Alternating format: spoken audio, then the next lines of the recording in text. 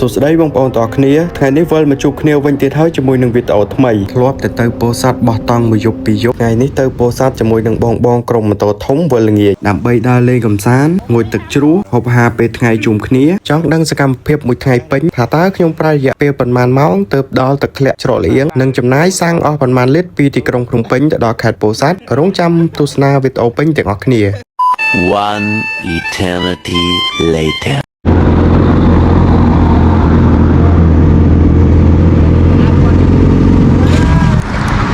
bây giờ tao mốt đây đấy. Ê, lâu không? Lâu không? Lâu không? Bắt công như mày được phân này. Chào ơi, bài bơi. Rai nhom đó, Cắt rất nó pin nè. Phụ mà. Ba đó. Mày biết bảo. Bài mất cái cho anh lưu mà tơ prey sao?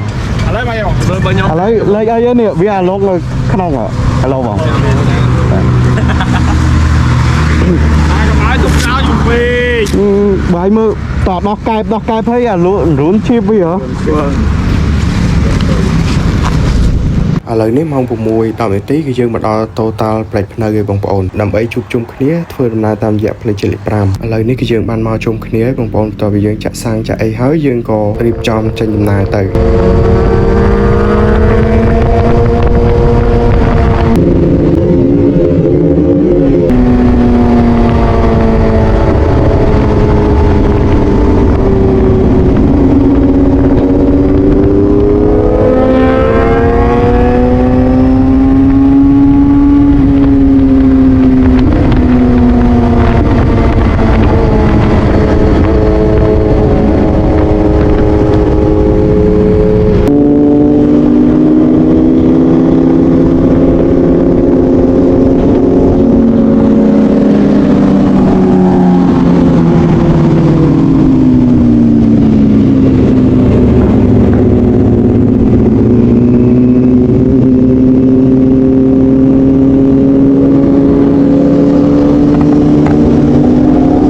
បន្ទាប់ពីជិះរយៈពេល10នាទីឥឡូវគឺយើងមកដល់សាលាលេខ5ហើយធ្វើការស្រស់ស្រូបអាហារពេលព្រឹកហើយតែចេញត្រៀបទៅណាមកណាគឺមិនដែលភ្លេចទេបងប្អូនគឺបើមិនបាយដប់ក៏កាទៀវដប់ដែរនិយាយទៅបងប្អូន SBR ខ្ញុំនេះគឺបាយដប់កាទៀវដប់បាទបើមិនបានដប់ទេគឺជិះម៉ូតូមិនទៅមុខទេបងប្អូនតោគេដឹងអស់ហើយជិះរយៈពេល20នាទីឥឡូវយើងក៏មកដល់កាហ្វេផ្លូវវាងក្រុងហើយបងប្អូនយើងក៏ឈប់សម្រាករយៈពេលកន្លះម៉ោងសិនមុននឹងបន្តដំណើរទៅស្រុកក្រកឺខេត្តពោធិ៍សាត់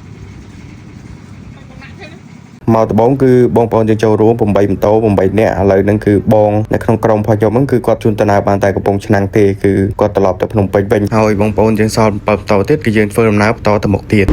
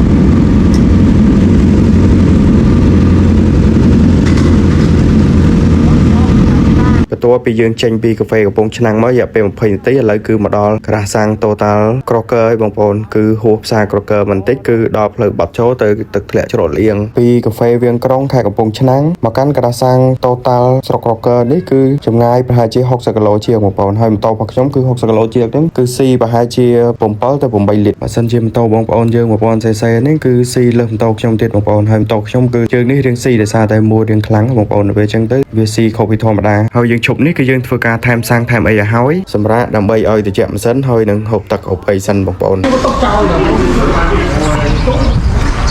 ប ដល់ម៉ាតនៅក្របកើយបងប្អូនហើយផ្លូវទៅច្រកលៀង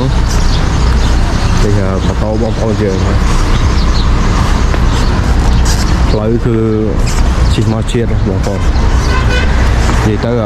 មានទ្រង់ផ្លូវស្រួលជិះហើយផ្លូវអត់មានក្លុកអត់មានអីទេមួលបាយមួលគាត់ថាយើងប្រយ័ត្នយកគ្នាទូផ្លូវស្រួលយ៉ាងណាក៏ដោយយើងសាក់មើលឃើញបងប្អូន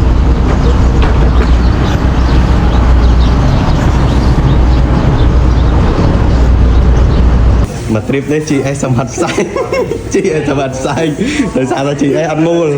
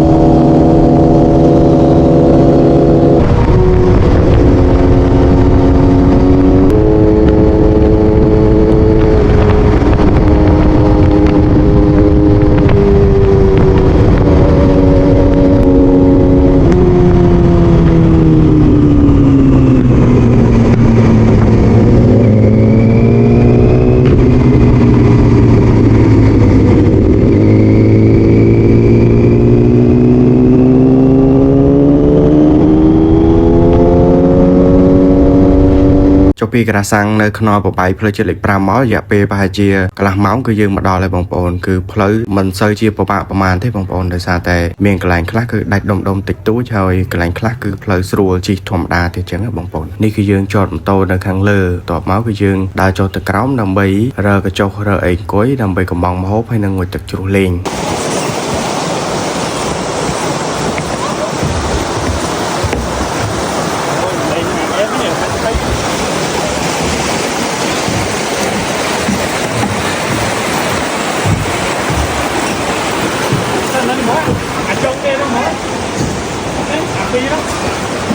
ពីនេះនេះពីនេះហាន់នេះខាងនេះហ្មងបងយើងនេះខាងនេះនេះក្បែរជ្រោះ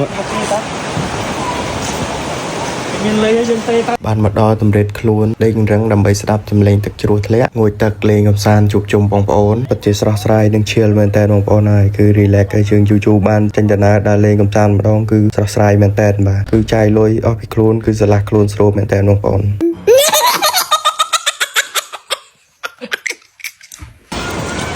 ចាំបាយប្រហែល2ម៉ោងឥឡូវឃើញបាយឡើងបាត់ស្មារតីហ្នឹង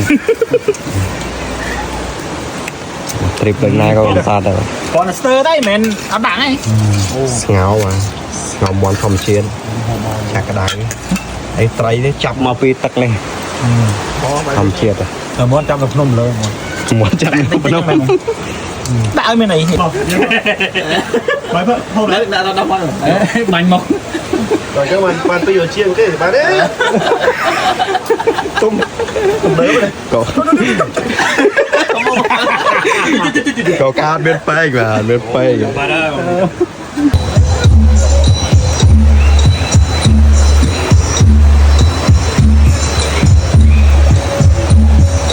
ឥឡូវនេះម៉ោងប្រហែលជាម៉ោង2គឺយើងចេញទៅភ្នំពេញពេញហើយគឺមួយទ្រីបនេះគឺចាក់សាំងអស់30លីត្រជាងបងប្អូនគឺភ្នំពេញពោធិ៍សាត់ទឹកធ្លាក់ច្រកលៀងហ្នឹងគឺអស់ច្រើនមែនតើបងប្អូនដោយសារយើងមូលរៀងខ្លាំងចំពោះរយៈពេលធ្វើដំណើរគឺប្រហែលជា1ម៉ោងកន្លះអរគុណបងប្អូនយើងទាំងអស់គ្នាដែលទស្សនាតាំងពីដើមរហូតដល់ចប់ជួបគ្នានៅវីដេអូក្រោយ